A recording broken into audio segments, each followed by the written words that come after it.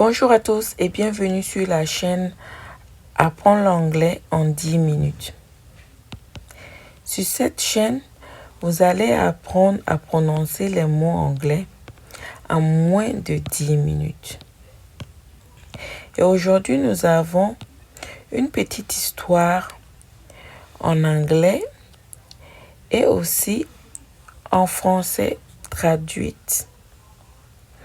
Nous allons apprendre comment prononcer les mots en anglais et aussi apprendre comment ça se prononce avec précision. Sans plus tarder, nous allons commencer par lire l'histoire en français. Ensuite, nous allons la traduire en anglais. Le téléphone perdu. Anna est une jeune femme qui trouve un smartphone sur un banc dans un parc. Elle le ramasse et essaie de retrouver le propriétaire. Le téléphone reçoit un message. N'oublie pas la réunion à 16 heures. Anna décide d'attendre près du banc, espérant que le propriétaire reviendra. Finalement, un garçon nommé Tom arrive en courant, cherchant son téléphone. Anna le lui rend et ils échangent quelques mots. Tom la remercie, et lui propose de lui offrir un café. Ils deviennent amis. Maintenant, nous avons lu l'histoire en français. Nous allons la lire ensuite en anglais. The Lost Phone. Anna is a young woman who finds a smartphone on a park bench. She picks it up and tries to find the owner. The phone receives a message. Don't forget the meeting at 4 p.m. Anna decides to wait near the bench, hoping the owner will return. Eventually, a boy named Tom comes running, looking for his phone. Anna gives it back, and they share a short conversation. Tom thanks her and offers to buy her a coffee. They become friends. Voilà l'histoire en anglais. Maintenant que nous avons lu l'histoire en anglais, nous allons essayer de prononcer les mots en anglais lentement pour que vous puissiez comprendre. Nous allons commencer par le mot Anna, ici.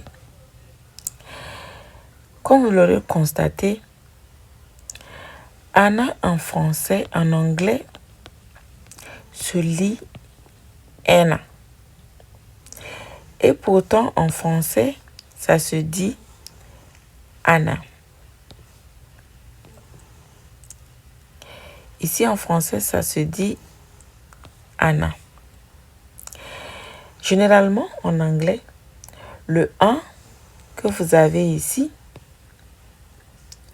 se lit « est » et le « est » se lit « un ». Je vous explique et je vous donne un exemple dans le texte. Anna,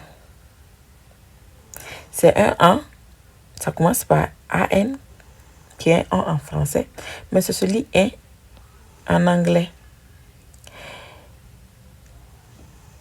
Anna is a young woman who finds a smartphone on a park bench. Maintenant, vous voyez ce mot bench avec EN. En français, ça se lit un. Un. Mais pourtant, en anglais, on va lire ce mot est bench. So, au lieu, ça s'écrit bench, mais ça se lit bench. Donc, le en anglais est un « et le « se lit « en ». Pardon. Ensuite, nous avons ici, nous avons bench. Le CH en français qui se lit ch, qui se lit ch, mais en anglais se lit ch. Ça, c'est la lecture ch. Ch se lit ch. Je ne sais pas si vous comprenez un peu. Voilà, je les ai marqués ici. Ch se lit ch et ch se lit ch. Et je vous donne un exemple. Vous voyez bench. Bench. C'est un ch qui se lit ch, bench. Ici, on a un chi avec un S. Chi qui est avec un SH. Normalement, en français, c'est ch. Mais en anglais, ça se lit ch. Donc, c'est l'inverse. À chaque fois que vous voyez un S et H en anglais, vous lisez ch. Comme ici, chi. Et à chaque fois que vous voyez un CH, vous lisez ch. Comme vous le voyez ici, bench. Une petite remarque, mais très, très importante. Ensuite, nous avons she picks it up and tries to find the owner. Nous allons nous arrêter ici. Vous voyez le THE se lit en anglais the. The. Comme ici, je l'ai marqué. Le the, d'habitude, les Français lisent ce THE, the, comme si c'était un V. The. Ça ne se lit pas the, ça se lit the. C'est comme si vous dites de, mais avec la langue entre les dents. La langue entre les dents. Vous dites the, avec la langue entre les dents. The, comme si vous prononcez de, mais avec la langue entre les dents. The. Donc, c'est pas the, c'est the. Comme si vous dites de, mais avec la langue entre les dents. Maintenant, il y a une petite exception. Lorsque le THE est devant une voyelle, comme vous le voyez ici, owner,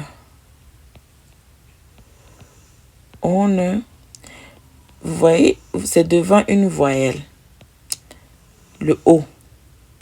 Donc, le the se termine par une voyelle et qui suit une voyelle. Dans ce cas, on ne va pas lire le the, on ne va pas lire ça the, comme je vous l'ai dit, de, avec la langue entre les dents. Vous allez lire ça the, avec i. La prononciation sera di, di, toujours avec la langue entre les dents, mais avec la prononciation I à la fin. Di, au lieu de the.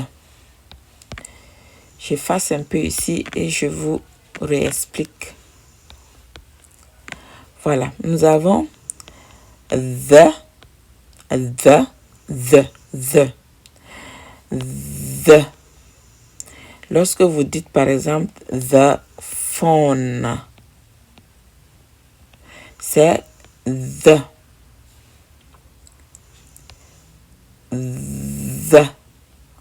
Maintenant, si vous allez dire le propriétaire, owner, et comme le the suit une voyelle, vous allez prononcer ça the avec i. Pardon, the avec i. J'espère que c'est assez clair. Aujourd'hui, nous allons nous focaliser juste sur ces 3 prononciations. Le 1 qui se lit un. Le 1 qui se lit un. Ensuite, nous avons le ch qui se lit ch et le ch qui se lit ch. Et en dernière position, nous avons le the avec la langue entre les dents. C'est comme si vous dites deux avec la langue entre les dents, the. Donc, the qui se lit the. Et the, lorsque ça suit une voyelle,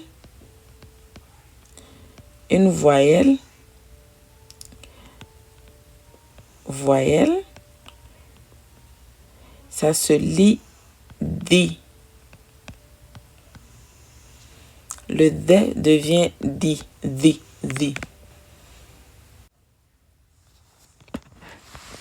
C'est tout pour aujourd'hui. J'espère que vous avez appris quelque chose en 10 minutes. Et pour finir, nous allons relire le texte en anglais pour que vous puissiez appliquer ce que vous avez, les prononciations que vous avez apprises aujourd'hui. Je vais nettoyer un peu ici. Ok, et nous allons utiliser la couleur jaune cette fois-ci. The lost phone.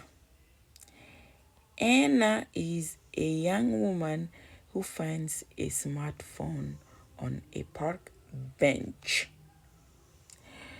She picks it up and tried to find the owner. The phone receives a message.